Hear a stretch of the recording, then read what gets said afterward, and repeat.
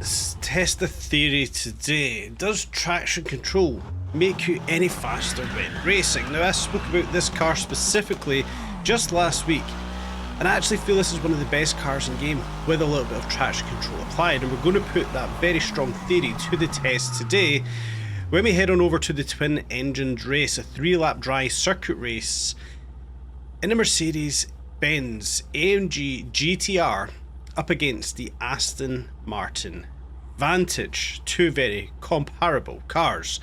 Now, it's going to be a challenging race, but we're going to go in, we're going to set our benchmark time and see where we can perform with this. Of course, we've already done the first attempt in the AMG GTR when we kind of covered off the live weekly events. But we can now come back in, we can concentrate on the race a little bit more, set a more competitive time, then test out if we're going to be any quicker with traction control applied. We can see down in the bottom corner of the screen there is no traction control on this thing, and well, it's a Mercedes-Benz, it's a bi-turbo, and it's rear-wheel drive. It's a very, very lady vehicle, but that's kind of the beauty of it.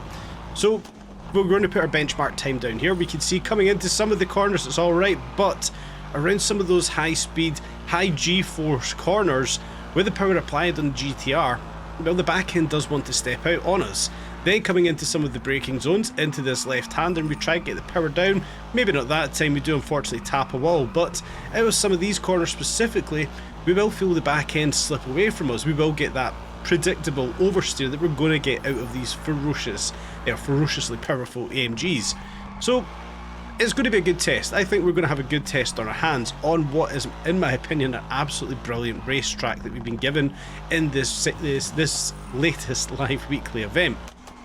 Now, there's options to go wide on the track just here. Unfortunately, the AI haven't taken out the lamppost. It would have been beautiful if they had. Then, obviously, we've got these tricky corners here, so it does give us the either side of the coin, is it the best way to phrase it. We've got nice open fast straights, some very easy and fast corners, then we come into some more tricky corners where we've got to pick a good braking zone to make sure we don't overextend, crash into walls, etc, etc. So it does feel like it is a fantastically well balanced race. Now, yes, it's the AMG GTR versus the Vantage, maybe not the best of cars to go up against, but you actually see in the leaderboard that we're going to take a look at shortly, well, some people have actually managed to make the Aston Martin Vantage work. For me, I do feel the AMG GTR is the more superior car, and you're probably going to get a faster lap time out. Myself specifically, I only own the GTR.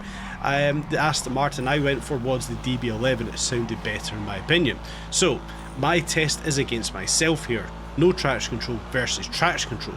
Now, already it feels like we're setting a good lap time here. We feel a hell of a lot quicker than we did on the very first attempt that we did in the previous video. So it feels like we're going to shoot all the way up that leaderboard. Where we're going to get to, we'll find out shortly. But crossing that start finish line, it does feel like we've got a very fast and a very good time on the leaderboard. Where does that take us on up to? Well, it shoots us all the way up into 4th place. Now, for context, I actually only had about 5 attempts at that race. I gel with the GTR very well. I like the car, I like the way it handles, and I like the way I've got that one set up. So all the way up with a 226.60, managing to breach those higher times on the leaderboards. Yes, falling behind the predictable Jason Paku and Asai Yunon, but to be best of the rest, I take that with a little bit of pride. Faster than Vince, always a good thing. Christoph, the rest of the guys on that leaderboard.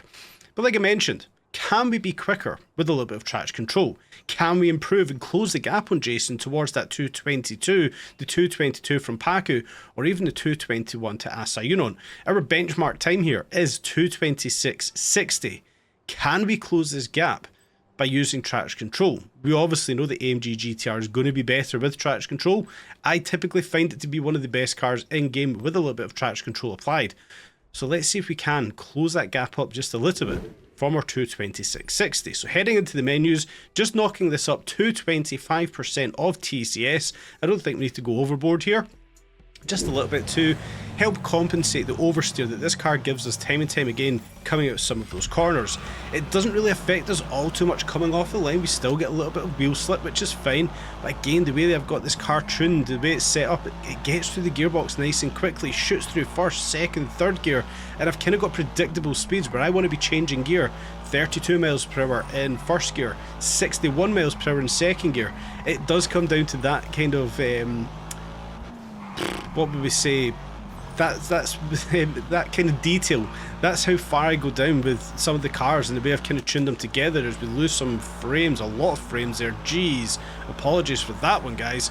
That has came from the recording, because this game for me is smooth as day when I'm playing it. It does come back through the studio recording, apologies. But the way I've got this car set up, I find it so predictable. I've got the levels where I want to be changing gear, where I feel I need to brake, come off the brake and come back on, you know, to get this thing slowed down where I need it to slow down. But coming into some of these heavier, faster corners, we can see it's leaving some 11s, some black streaks on the tarmac when we come around them. But the traction control is actually holding the back end of this fantastically well. Fast, heavy right corner there into a braking zone again. How's it going to perform coming out of here? Well, the back end previously would have snapped on us as we went from right hand to left hand lock. So the TCS obviously working as it should do. Are we going to be quicker? Well, we'll find out when we cross that start finish line into another heavy braking zone, tapping on a curb. The back end steps out, but the TCS instantly grabbing for us and correcting our line, not losing control of the AMG GTR. So yes, fundamentally, absolutely no surprise, we're not breaking any headlines. Traction control does work, but does it make us quicker? Are we losing too much by not lighting up the back end as much as we typically would? It feels like we've got a comparable race to the previous attempt we did just do. It feels like our racing lines are fairly similar, maybe not crashing as much as the first attempt. Maybe we're going to be quicker. It is going to be a very interesting outcome as to what it is we're going to get here. For me, I like driving without TCS. I like the danger, the risk, and the difficulty that it brings. However, we can see we can be more adventurous and more flamboyant with the TCS applied. And can we be quicker? We're just about to cross that start finish line. What kind of time do we manage to set? How much quicker can we go if we have a 226.43 from our 226.60? So yes, we are quicker. Yes, we have closed that gap to Jason by almost 0.2 of a second. So, you know, maybe other people are going to be quicker with TCS applied. For me, I've kind of got used to the AMG GTR without traction control, but we have closed the gap. We have proven the theory that it is quicker to drive with traction control by a couple of tenths of a second over a race. It is what it is. But I said it before and I will say it again, I think the AMG GTR is an absolute joy to drive with 25 or even 50% traction control applied. It grips fantastically well. Yes, you do then have to compensate the fact that you're not going to have as much power, you're not going to be as leery, and maybe not able to throw it into some corners where you previously could with the traction control turned off. Let me know in the comments section. It'd be interesting to know what you guys are doing. Do you drive with traction control on or off? If you have it on, what level do you use? It's not to say that you're not good at the game. It's not to say that you can't drive. It's just a preference whether or not you want TCS on or not.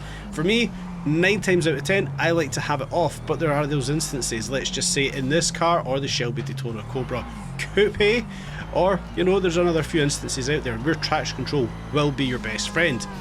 Let me know in the comment section. It would be fantastic to hear from you all. I hope you enjoyed today's video.